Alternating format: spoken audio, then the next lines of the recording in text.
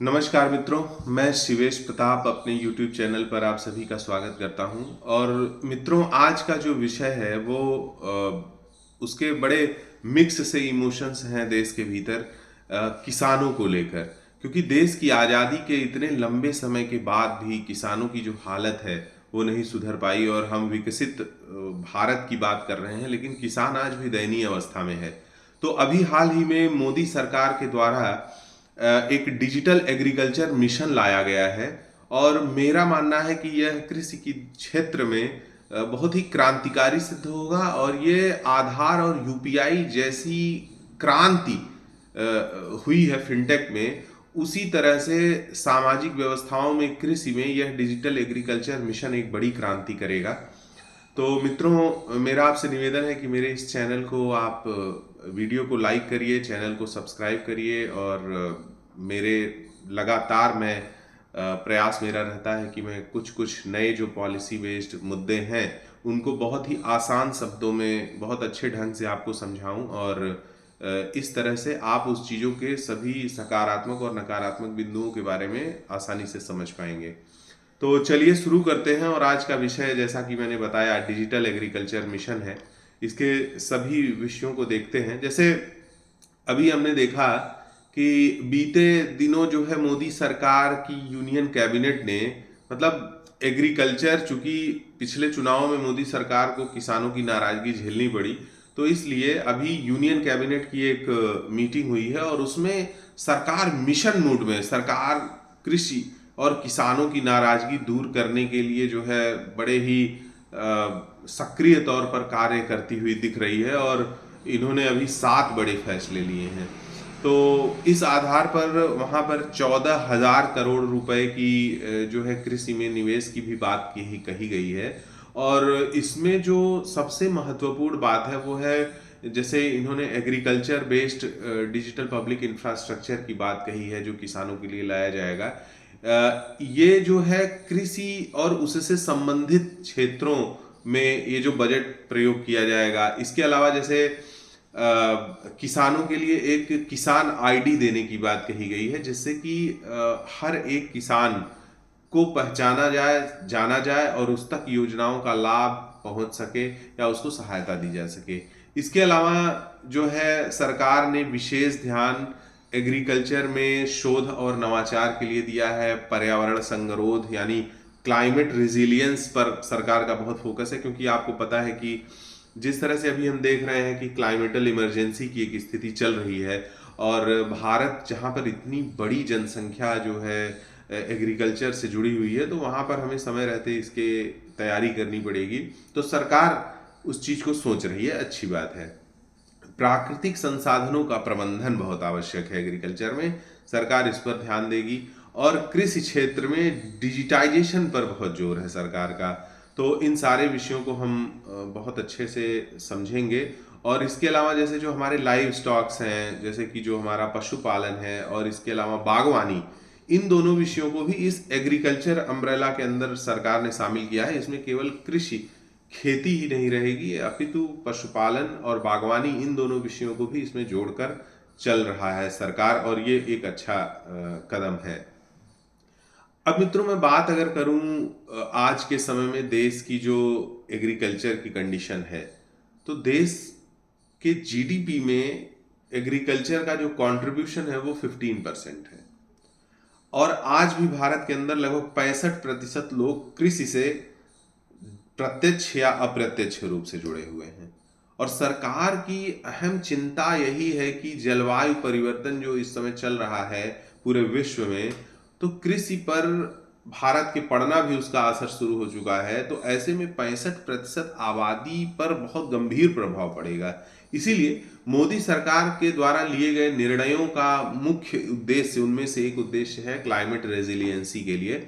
क्योंकि जलवायु परिवर्तन विश्व की सबसे बड़ी समस्या बन चुकी है और भारत तो एक क्लाइमेटल इमरजेंसी जैसी स्थिति में है। कहीं अचानक बहुत बारिश, कहीं तापमान, तो कहीं किसान, मतलब ऐसी स्थिति में किसान अपनी फसल कैसे बचा पाएगा।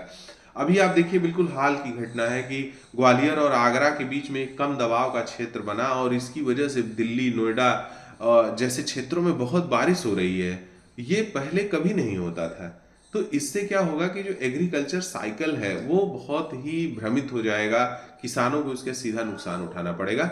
इसीलिए अचानक ये जो स्थितियां हैं, अभी हम जैसे इन योजनाओं के क्रियान्वयन में भी सरकार चाहती है कि सटीकता से हर किसान को बेहतर ढंग से मदद की जा सके। तो इसलिए जो 7 योजनाएं आई हैं उनको मैं आपको गिनाना चाहूंगा कि वो योजनाएं क्या हैं और सरकार का जो आवंटन है उस क्षेत्र में वो कितना है। तो पहली योजना है डिजिटल एग्रीकल्चर मिशन, और इसके लिए उन्होंने 2817 करोड़ रुपए का आवंटन किया है। इसका उद्देश्य किसानों के जीवन को डिजिटल तकनीकी के माध्यम से आसान बनाना है। दूसरा, उन्होंने crop science for food and nutrition security पर दिया है, जिसका उन्होंने लगभग 4000 करोड़ रुपए की योजना उन्होंने बनाई है, जो कृषि विज्ञान और खाद्य सुरक्षा पर केंद्रित है। तीसरा है एग्रीकल्चर एजुकेशन एंड मैनेजमेंट, जिसके लिए 2300 करोड़ रुपए आवंटित किए गए हैं, जिससे कि कृषि शिक्षा और जो ये सोशल साइंस का क्षेत्र है उसमें काफी मजबूती आएगी। और चौथी योजना है sustainable life stock health and production की, जो 1702 करोड़ रुपए की योजना इस क्षेत्र के लिए बनाई गई है। इसके द्वारा कृषि क्षेत्र में पशुधन और उसके उत्पादों के गुणवत्ता और उत्पाद को बढ़ावा देने की बात की गई है। पांचवी योजना है सस्टेनेबल डेवलपमेंट ऑफ हॉर्टिकल्चर, और इसके तहत 860 करोड़ रुपए की फंडिंग की गई है, जो बागवानी क्षेत्र में व्यापक परिवर्तन लाने हेतु की गई है। छठवीं योजना के अंतर्गत कृषि विज्ञान केंद्रों को अधिक मजबूत करने के लिए 1202 करोड़ रुपए खर्च किए जाएंगे। और सातवीं योजना है नेचुरल रिसोर्स मैनेजमेंट की, जिसके लिए भी 1115 करोड़ रुपए का आवंटन किया गया है। दोस्तों, इसमें सबसे खास जो विषय है वो डिजिटल एग्रीकल्चर मिशन है, जिस पर मैं आपका ध्यान आकर्षित कराना चाहूंगा। इस डिजिटल एग्रीकल्चर मिशन की जो सबसे बड़ी विशेषता है वो यह है कि सरकार डिजिटल पब्लिक इंफ्रास्ट्रक्चर का निर्माण करना चाहती है, और ये डिजिटल इंफ्रास्ट्रक्चर जो है कृषि क्षेत्र के लिए बनाया जाएगा, जिसमें कि बहुत सारी ऐसी डिजिटल सुविधाएं मिलेंगी किसानों को। जैसे कि एक फार्मर आईडी दी जाएगी, जिसमें उनकी भूमि, फसल और सरकार की कोई ऐसी स्कीम है जिसका उन्होंने लाभ लिया या लेना चाहिए, वो सारी डेटा उन तक पहुंचेगी। इसके अलावा इसे अभी थोड़ा बहुत धीरे धीरे शुरू किया जा रहा है, और ये डेटा जो है देश भर में लागू किया जाएगा, और अगले कुछ वर्षों में ही इस परियोजना को पूरा कर लिया जाएगा। इसके अलावा अगर मैं बात करूं इसके खर्च की, तो जैसा बताया मैंने 2817 करोड़ रुपए खर्च किए जाएंगे, जिसमें से केंद्र सरकार 1940 करोड़ वहन करेगी, बाकी राज्य या केंद्र शासित प्रदेश वहन करेंगे।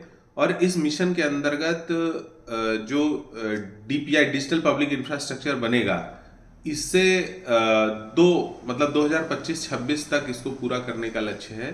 और ऐसा अनुमान लगाया जा रहा है कि इससे किसानों की जो उत्पादकता है और उनका जो डिसीजन मेकिंग है, जैसे जो किसान है वो परंपरागत कृषि कर रहे हैं, परंपरा के अनुसार उनको अनुभव मालूम है कब क्या करना है, लेकिन आज के टाइम में जो क्लाइमेट इश्यूज आ रहे हैं उसमें कोई भी त्वरित परिवर्तन ऐसा हो रहा है, तो उसमें अपनी प्रोडक्टिविटी को बनाए रखने के लिए किस प्रकार का निर्णय लेना चाहिए, इन सारी चीजों को इससे हल किया जाएगा। इसके अलावा जैसे कायदे से तो देखा जाए तो इस मिशन को सरकार 2021-22 में ही बनाई थी और लाने की योजना थी, लेकिन कोविड-19 जो महामारी थी उसकी वजह से सरकार इसको ले आ नहीं पाई, और अब उसे 2023-24 और 24-25 के जो बजट हैं उसमें निर्मला सीतारमण जी ने इस मिशन को पुनः शुरू करने की घोषणा की, और उसी आधार पर इसको लागू किया जा रहा है।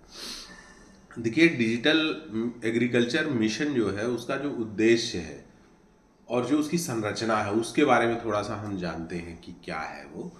क्योंकि इस मिशन की जो जैसा कि मैंने आपको बताया कि जो मुख्य उद्देश्य है वो है डिजिटल पब्लिक इंफ्रास्ट्रक्चर एग्रीकल्चर के लिए निर्माण करना, और उसमें सभी किसानों की जो जमीन है और खेती से जुड़ी जो जानकारियां हैं उसको डिजिटल किया जाएगा और उसको स्टोर किया जाएगा।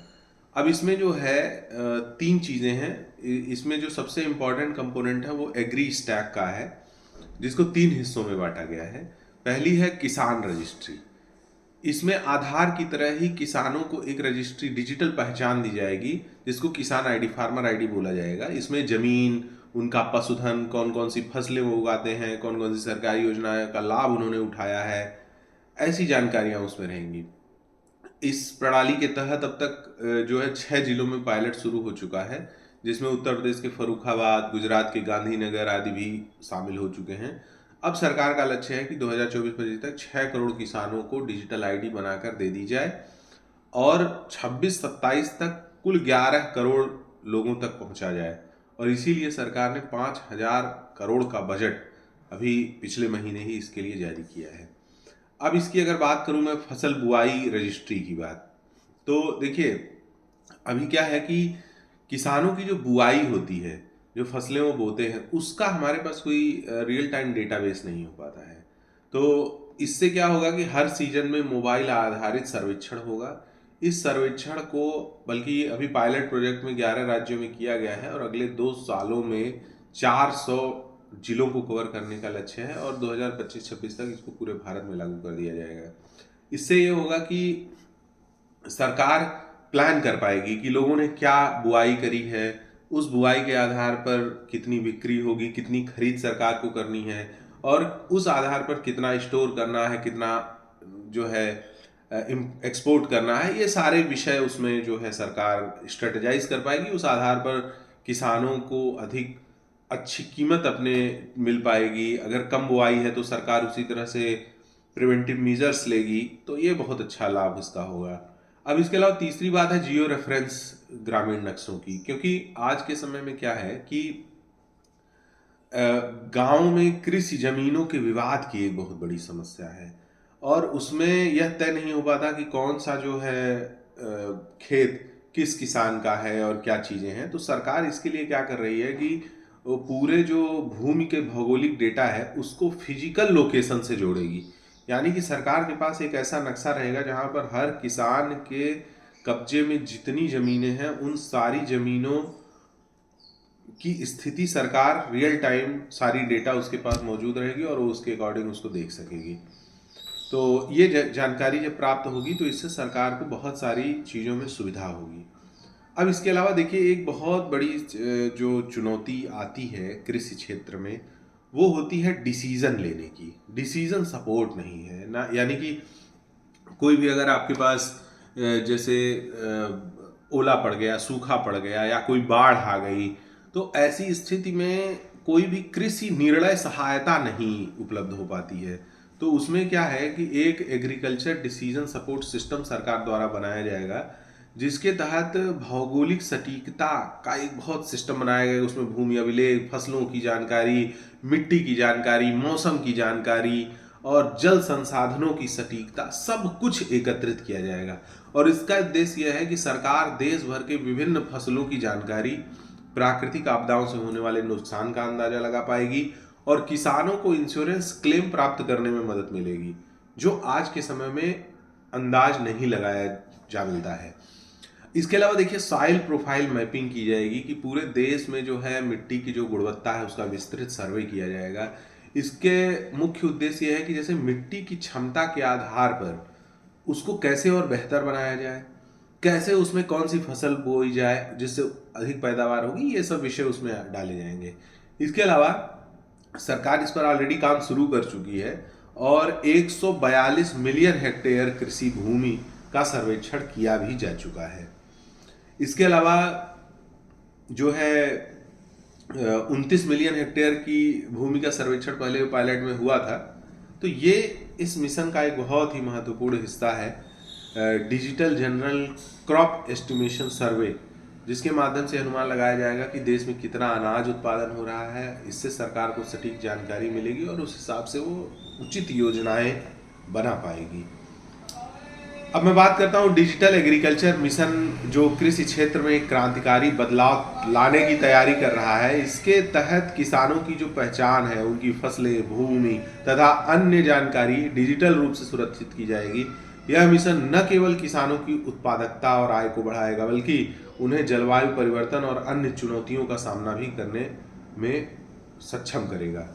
इसके अलावा देखिए सरकार के द्वारा जो है जलवायु परिवर्तन रोधी कृषि यानी कि क्लाइमेट रेजिलिएंट एग्रीकल्चर पर जो है सरकार बहुत ध्यान दे रही है, जैसा मैंने शुरुआत में बताया था। तो उसके बारे में मैं थोड़ी सी जानकारी आपको देना चाहूँगा कि वर्तमान में जो मोदी सरकार है वो केवल तात्कालिक कृषि लक्ष्यों को लेकर अपनी योजनाएं नहीं बना रही है, बल्कि अगले 100 वर्षों में जो जलवायु परिवर्तन होंगे और उनसे कैसे निपटा जाएगा, सरकार की इतनी व्यापक योजना इस विषय पर बन रही है। तो हमें इसको बड़ी समग्रता से समझने की जरूरत है, और इसके लिए हमारी एक हमारी परियोजना है सरकार की, NICRA, जो कृषि में जलवायु परिवर्तन से निपटने के लिए कार्य करती है। और इसके 4 घटक हैं जो ये जो पैरामीटर्स होते हैं इसके, वो एक तो रिसर्च एंड डेवलपमेंट है, दूसरी टेक्नोलॉजी है, तीसरी परफॉर्मेंस है, और चौथी है कैपेसिटी बिल्डिंग, और पांचवी है कंपटीशन स्पॉन्सर्ड रिसर्च। क्योंकि आज के समय में देखिए कंपटीशन बेस्ड जो रिसर्च है वो बहुत आवश्यक है, क्योंकि हर देश अपने अपने अनुसंधान कर रहे हैं और कहाँ पर क्या किस तरह से अधिक बेनिफिशियल, उसको भी एनालाइज करने की ज़रूरत है। तो ये जो संस्था है NICRA, यह कई वर्षों से जलवायु परिवर्तन संबंधी सिमुलेशन और इसके परिवर्तनों को एक्सेप्ट करने के आधार पर जो उसकी कैपेसिटी है उसको आकलन करती है। और इसमें देखिए इन्होंने जो अपनी पूरी स्टडी है वो 3 स्तर पर रखी है। पहला है जो नियर सेंचुरी, यानी कि 2030 तक जो बदलाव आ रहे हैं उनको एनालिसिस करती है। मिड सेंचुरी यानी कि 2050 तक जो जलवायु परिवर्तन होगा उस पर ध्यान केंद्रित होगी। और फिर एंड सेंचुरी यानी 2100 के दशक पर जो बदलाव होगा उस पर भी कुछ रिसर्चेज ये केंद्रित करते हैं। तो इस प्रकार से यह संस्था फसल की उपज में बदलाव, कृषि परंपराओं या प्रौद्योगिकी आधारित हस्तक्षेपों को भी देखती है। भारत में अब तक 650 ऐसे एग्रीकल्चर डिस्ट्रिक्ट्स की पहचान की गई है, और प्रत्येक जिले में उसका जो एक रिस्क प्रोफाइल है उसका वैल्यूएशन किया गया है 33 पैरामीटर्स पर, और उसके उच्चतम से न्यूनतम रिस्क रैंकिंग पर डाला गया है। जैसे कि जितने भी एग्रीकल्चर डिस्ट्रिक्ट्स हैं उनको 33 पैरामीटर पर, जैसे कि सड़क कनेक्टिविटी हो गई, कर्ज की सुविधाएं कैसी है, और इरिगेशन इंफ्रास्ट्रक्चर, सिंचाई की स्थितियां कैसी हैं, वहाँ की स्थानीय जलवायु कैसी है, किसानों की जो सोशियो इकोनॉमिक स्थिति है कैसी है, ऐसे पैरामीटर्स को उपयोग करते हुए एक बहुत विस्तृत जो है रिस्क एनालिसिस असेसमेंट किया जा रहा है। और अगले कुछ दशकों में जो हमारे जलवायु का पूर्वानुमान है उसकी समीक्षा करके उसका रिस्क प्रोफाइल मूल्यांकन किया जाएगा, और इस तरह से भारत के लगभग 310 जिले जलवायु परिवर्तन के नकारात्मक रूप से प्रभावित होने के कारण हाई रिस्क में कैटेगराइज किए गए हैं। और अगर मैं व्यावसायिकता के आधार पर देखूं तो इन जिलों को 151 गांव में ऐसी technology performance project, pilot project किया जा रहा है, जिससे कि हम उनको और बेहतर कैसे बना सकते हैं। इसके अलावा देखिए एक बहुत ही गंभीर विषय यह है कि भारत के संविधान में जो कृषि है वो राज्य का विषय है, यह स्टेट सब्जेक्ट है, ये केंद्र का सब्जेक्ट नहीं है। तो मुझे लगता है कि केंद्र और राज्य के बीच एक बेहतर समन्वय जब बनेगा तब ये योजनाएं और अधिक कार्यान्वित हो पाएंगी। अदरवाइज केंद्र सरकार कितनी भी बेहतर से बेहतर योजना बनाए और अगर राज्य उसको अप्लाई नहीं करेगा तो बहुत अच्छे रिजल्ट्स नहीं आ पाएंगे। और इस क्षेत्र में ICAR जो है एक संस्था है जो केंद्रीय संस्था है, और ये अनुसंधान करती है, प्रौद्योगिकी का विकास करते हैं, लेकिन क्रियान्वयन केंद्र के नियंत्रण से बाहर होता है। यानी ICAR हो गई या NICRA हो गई या कितनी भी अच्छी योजनाएं बना लें, कितनी भी अच्छे प्रोजेक्ट्स दे दें, स्टडी दे दें, आउटकम उसका दे दें, प्लान प्रपोज कर दें, लेकिन जब तक राज्य सरकारों को यह प्रौद्योगिकियां बढ़ाने की जिम्मेदारी गंभीरता से राज्य सरकार नहीं लेंगे तब तक ये आगे नहीं बढ़ पाएगी। तो सबसे अधिक विषय यह है कि हम केंद्र सरकार की योजना में केवल कुछ आंशिक निगरानी हो सकती है, जो हमारे कृषि विज्ञान केंद्र और आदि के द्वारा कुछ वैज्ञानिक अध्ययनों के लिए होती है, लेकिन राज्य सरकारों को बहुत जिम्मेदार होना पड़ेगा और इन नीतियों को बहुत गंभीरता से क्रियान्वयन करना पड़ेगा, तब व्यापक बदलाव आ पाएंगे। इसके अलावा देखिए भारत ने जलवायु परिवर्तन को संबोधित करते हुए मतलब उसकी जो आवश्यकता है उसको, यद्यपि थोड़ा देर हुआ, हमें और पहले जागरूक हो जाना चाहिए था, लेकिन हम इन महत्वपूर्ण मुद्दों को अब हल कर रहे हैं, ये एक अच्छी बात है। और केंद्र सरकार की, मोदी सरकार की ये योजना है राष्ट्रीय mission for sustainable agriculture, NMSA, जो बेनिफिशियल जो टेक्नोलॉजीज़ हैं उनको बढ़ावा देने की दिशा में कार्य कर रहा है। तो वहाँ से भी ऐसे बहुत सारी चीज़ें आती हैं। परंतु समाप्त करते हुए मैं इस विषय को एक बात जरूर कहूँगा कि भारत को अभी भी कृषि प्रधान विकासशील देशों जैसे कि ब्राज़ील और चीन के समान रिसर्च एंड डेवलपमेंट की आवश्यकता बहुत है। R&D में, एग्रीकल्चर बेस्ड R&D में हमें बहुत अधिक निवेश करने की आवश्यकता है। और इसके लिए जो है हमें, जैसे कि जलवायु प्रतिरोधी कृषि कार्यों को लागू करने के लिए राज्यों और केंद्र के बीच में एक एक हाई लेवल कॉपरेशन बनाना पड़ेगा। और सबसे महत्वपूर्ण बात है कि हमें नीति निर्माण में एक संतुलन की आवश्यकता है, जो शॉर्ट टर्म और लॉन्ग टर्म दोनों लक्ष्यों को केंद्रित करते हुए सभी राज्यों और कृषि संस्थाओं को विश्वास में लेते हुए और साथ साथ किसानों को भी विश्वास में लेते हुए क्रियान्वयन करने की आवश्यकता है। तो आशा है कि मेरी यह चर्चा आपको अच्छी लगी होगी। आप ज़रूर मुझे कमेंट करके बताइएगा। और एक बार पुनः मैं कहूँगा कि आप मेरे इस चैनल को सब्सक्राइब करिए। और मैं पॉलिसीज़ पे बहुत अच्छे अच्छे लेख ले आता रहता हूँ और साथ साथ वीडियोस बनाता रहता हूँ, तो आप उनसे अपडेट होते रहेंगे। इसी के साथ बहुत बहुत नमस्कार, धन्यवाद।